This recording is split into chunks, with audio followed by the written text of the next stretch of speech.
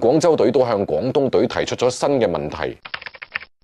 12進8第3場，廣東隊再次擊敗廣州，以2-1晉級8強。由於上一場失利，廣州龍獅要解決嘅問題唔少，但方案唔多。一開場就搶3分，捉徐傑嘅身高，上半場打到佢三犯。針對廣東隊雙大外，用小外援域堅頓嚟到換防，細打大。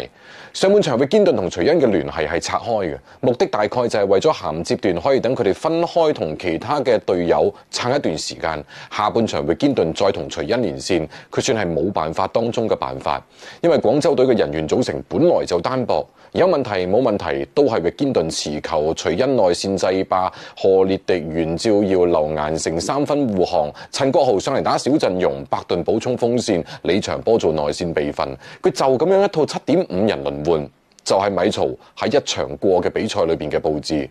域堅頓似乎係無所不能，全場命中7個3分，攞到43分，但呢一套短陣容嘅問題係徐恩體能支持唔到，特別係前3節已經打咗22分鐘，只要佢上場，廣東隊幾乎每一攻都係針對佢，防守都係專人接待，因為佢喺度，龍獅嘅體系先至會成形。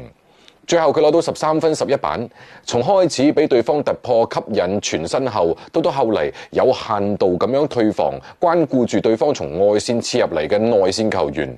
40分鐘時間裏邊已經係肉眼可見有進步，呢一課好值得。甚至於龍獅嘅其他國內球員咧，特別係嗰啲冇機會上場嘅後衛球員，都可以通過呢一個系列賽學到更多。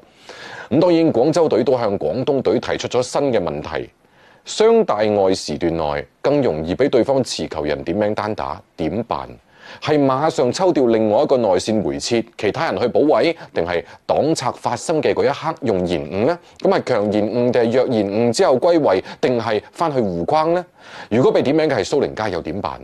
呢場比賽正係1節尾2節初打雙塔嘅時候，俾龍獅打咗一波13-4，拿高斯域再都冇上過場。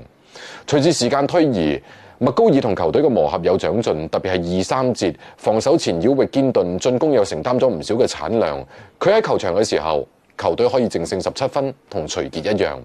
保持咗命中率嘅胡明軒應該明白自己嘅風格，唔係唔可以持球，但係持球要以攻擊為先，係射定係突破，只有得分吸引防守先至有分波機會。如果同佢同時上場嘅係徐傑，俾徐傑派牌；係蘇寧加，俾蘇寧加派牌。轉換快攻就要衝3分空位果斷射，面對錯位乾脆打。跟住落嚟面對北京隊，到趙睿、周琦對老東家，曾凡博已經復出，佢哋必定都睇完晒廣東廣州呢一個系列賽。